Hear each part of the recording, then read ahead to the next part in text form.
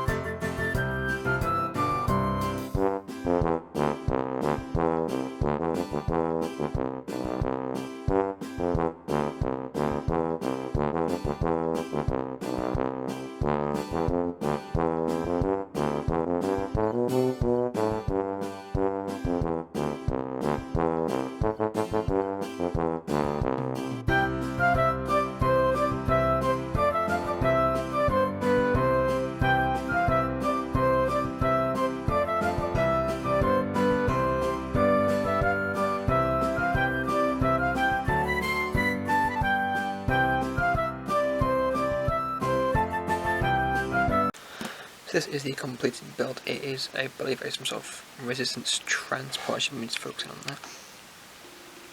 I said it's some sort of resistance transport, but I'm not entirely sure.